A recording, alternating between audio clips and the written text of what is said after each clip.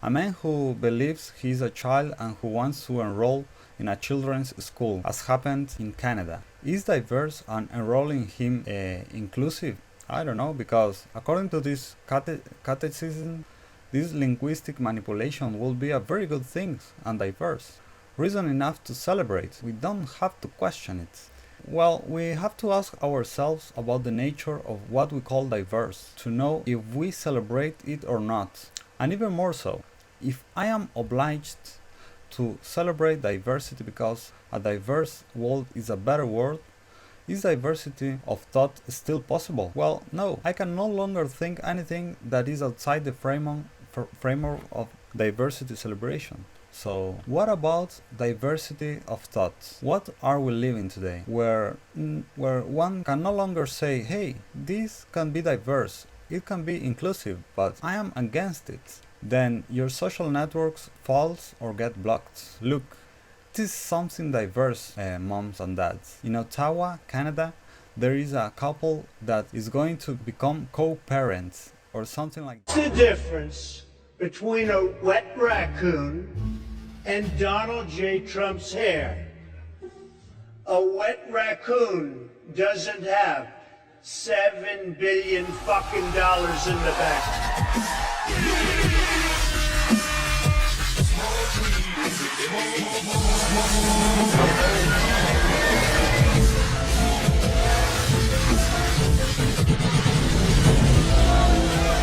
We're going to see the talisman words and the corset words. The talisman words are those words that if you introduce them in any sentence, automatically that sentence is blessed. The sentence can say anything, but if you put the talisman words in that prayer that I'm pronouncing or writing, well, that prayer is going to be blessed. In the face of public opinion, that is a talismanic word. We're going to see some inclusion, for example. Anything that I say, if included the word the word inclusion or the redundancy, well, I'm going to win an applause from people who are anesthetized, critically incapable of making a criticism. It is going to find this phrase necessarily has to be good, that this position necessarily has to be good, because it is calling for inclusion. You will see that no one dares to problematize this type of phrases. We all immediately assume that if it says inclusion, everything must be wonderful. Now, I have some questions. For example, is all inclusion valuable? Let's suppose I demand to be included in a woman's sport as a man. Is that valuable or not? Well, it is valuable for the justice of sports. Is it valuable? For example, is it even more worthless for the freedom of choice of women who have chosen to play among women and not against biological men? No, in the world it is called inclusion, the fact precisely of incorporating biological men into feminine sports. For example, it is an inclusion that I go into the woman's bedroom. Well, it is inclusion. It is a kind of inclusion. I am including myself into the woman's bedroom, where before I was excluded. Now, the question is it valuable, a valuable inclusion? Is it a worthwhile inclusion? I guess not. In fact, I suppose that it can be risky factor for women, and that unfortunately real women not those women that claim to be women, the real ones, have never been asked what they think about men getting. They have spoken in your name, and the word inclusion, they have silenced you for the name of this word. They have been told that this was inclusive, and no one dared to say, hey, I'm a woman, I don't care if that is inclusive. It doesn't seem fair to me, and even more so, it seems dangerous to me. Why dangerous? Well, because in a bedroom where only women can enter, and in a men's bedroom where only men can enter, if a woman is in a woman's bedroom and sees a man enter, that woman knows that she's in a risky situation, and you can do something, For example, yell, get inside and lock it down and call the police. If you have a pepper spray, for example, you can throw it in the face of the person who just entered. No, if in a bedroom that men and women can get in, it doesn't matter. Well, then that alarm can never be activated because of that.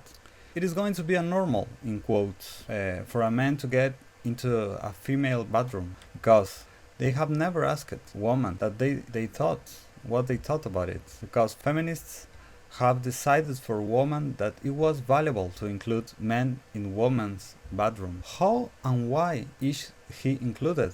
How do I include people? For example, let's include transsexuals in the priest's office. Why don't we have a transsexual who is giving mass? How do I include that?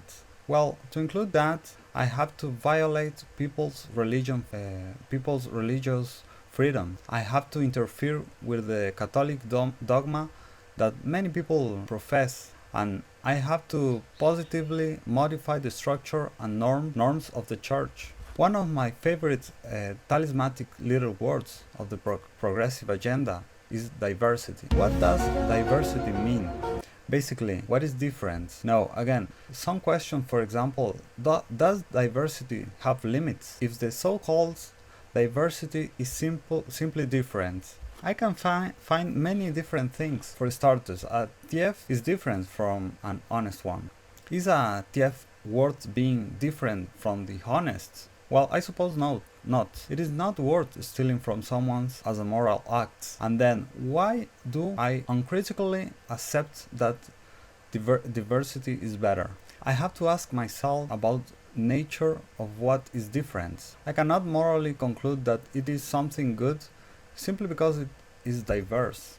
I need to ask myself about what is diverse in the field of sexuality. Well, someone who is attracted to minors is also diverse. Said individuals are totally diverse. They are an hymn to diversity. Are they morally valuable? Are those individuals' behavior morally good? Well, no. And then why do we assume a priori that diversity is always a good thing? Furthermore, a man who believes he is a child and who wants to enroll in a children's school, as happened in Canada, is diverse and enrolling him inclusive? I don't know, because according to this catechism, this linguistic manipulation will be a very good thing and diverse. Reason enough to celebrate. We don't have to question it. Well, we have to ask ourselves about the nature of what we call diverse, to know if we celebrate it or not. And even more so, if I am obliged to celebrate diversity because a diverse world is a better world, is diversity of thought still possible? Well, no. I can no longer think anything that is outside the framework of diversity celebration. So, what about diversity of thought? What are we living today? Where one can no longer say, hey, this can be diverse, it can be inclusive, but I am against it. Then your social networks falls or get blocked. Look, this is something diverse, moms and dads. In Ottawa, Canada, there is a couple that is going to become co-parents or something like that. Let's see the case. There is a figure called multiple adoption or multiple parenthood, where in Canada, for example, a child can already have 4 parents. So you have the homosexual couple, the lesbian couple. They are going to make here a child that was artificially inseminated, and that child is going to have a father, a daddy mom, a mom, and well, I don't know if they will take turns house to house. Yes, that figure is a diverse figure. Different from what? Diverse from what? Different from the figure of the real family, which is father, mother, and children. Meanwhile, also in Canada, a Christian couple was prohibited from adopting children due to their proven homophobia. If you're against the above, forget about adopting a child in Canada. That is, I was referring to. Infinite diversity is in truth, it is not infinite. It always supposes a coercion to the freedom of thought and expression. Well, this is diverse, look. She confessed being in love. She married a train station. She claims to have mental sex with it. Of course, she said that her relationship with her building began in 2011, and 4 years later, she married it. If you don't understand well, this is Carol, and this piece of wall is her husband. Yeah. No, this is diverse. No, why do you have to I have to celebrate this madness? This is another case. A 72-year-old woman and her 26-year-old grandson are in love and expecting a baby. What did the grandson and grandmother do? They inseminated the mother of the grandson, who is the one who is pregnant, and this woman's son is really going to have her son as a father, and it's difficult to explain, right? She's going to have her son as her father and her grandmother as her mother. Well, a bit confusing this. Well, this is another case in which a mother married her dog and generated an impact on the networks. Totally diverse, isn't it? They have taught us that yes, the linguistic manipulation of the diversity talisman word has told us that I have to celebrate every time someone tells me I support diversity. Did you see that politicians love to lean on diversity? And what is that supposed to mean? It means absolutely nothing, but in the collective subconscious, that politician was already blessed for saying that. Here we see the newspaper ABC. Note that the publications that I'm bringing you are from the main newspapers of the world. Okay, in this case of Spain, the woman who married a tree celebrates her first anniversary and assures that it was the best decision of her life. Is this diverse? Of course it is. This is other case that went viral. He married his doll, sent to be repaired, and bought two more to be unfaithful to her. Well, is diverse? No. Why do we have to celebrate it? Do I understand it? Honestly, no. If someone later at the end of the video wants to provide a rational explanation of why, leave a comment and we'll analyze it. No. Should I celebrate this simply for being diverse? I will be happy to read it in the comments. There are too many examples. Look, but you guys basically Google "he married a dolphin" and you'll find it. He married himself, you'll find it. He married the cell phone, you'll find him. Search. Whatever you search for, you'll find it. Human rights, another talismanic word or phrase. Human rights. Today everything is a human right that the states provide me. Even the menstrual pads. Today in Argentina it is a human right. Menstrual justice, they say. I'm not making a joke here. It is real. Menstrual justice. Well, there you have it. And then they explain it to you in terms of human rights. They are inflating the concept of human rights. And when the concept is inflated, do you know what happens to that concept? It gets meaningless. When I inflate the semantic field of the signifier, the meaning is diluted. This is happening with human rights. The semantic field is being inflated so much that saying human rights makes no sense.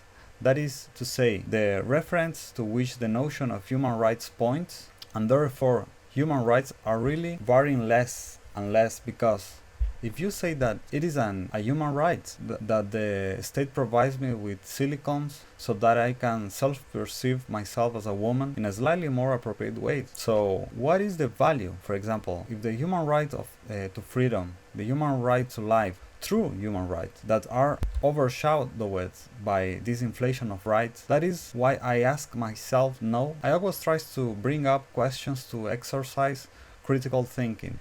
So, in which human rights treaty have they been told that preventing a baby from being born is a human right? What deal is it in? What convention is it at? Since when is it? Let's be fair. It is not something that fell from the sky. It is not something that fell from a tree that we went to pick it up. The law is the fruit of political battles. The issue is that we naturalize the law as if it were a sacred fruit which fell from a tree. No, it's not like that. We define and redefine. We say that the human right is to life, but then we say that the human right is to prevent the birth of children, which is the same as preventing life from continuing outside the womb.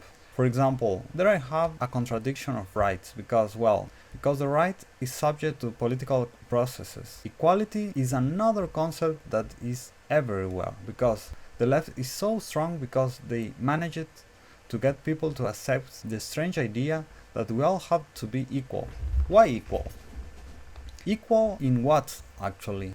I'm going to put it with questions. What's equality? Equal in what? Equal treatment? Totally agree. And equality before the law? Totally agree. Does that the state treats people equally regardless of their particular characteristics, that the law applies to the poor as to the rich, for women than for men, that the same law applies to whites and to people of color, for the skinny and for the fat, for the low and for the high, that the same law governs. That is called equality of law, but when they come to us with equality, they always try to lead us into the field of egalitarianism that aims at equal results, not equal treatment.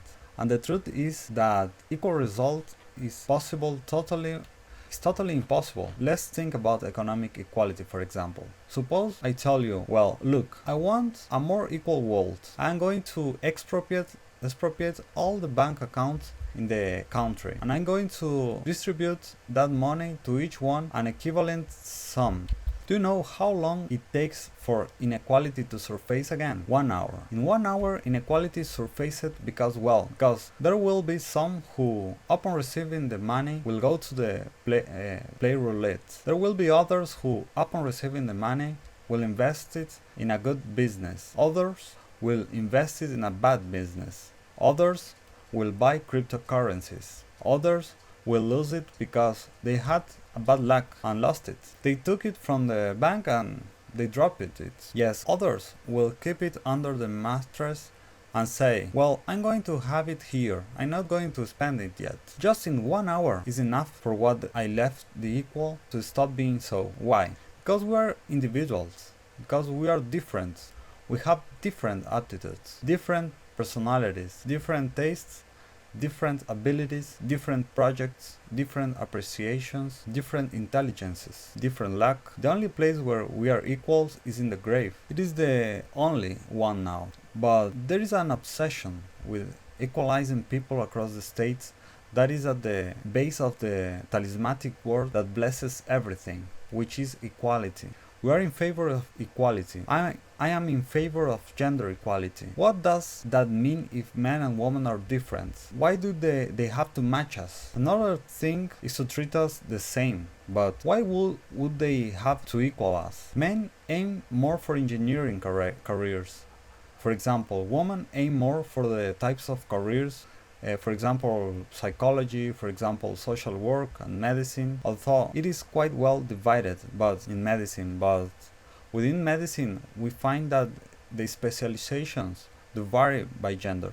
So men go more to surgery, for example, women more to pediatrics, for example, and there are differences. Now, if I want to equalize, I need a state that begins to act. In Norway, they understood that the Lerder was a problem. That is, that women not enrolling to engineering was a problem because at the end of the day, engineering careers pay very well, and those in pedagogy, for example, were more women than men, do not pay as well as engineering. So what did the Norwegian state do? They said, I'm going to subsidize women to enroll in engineering.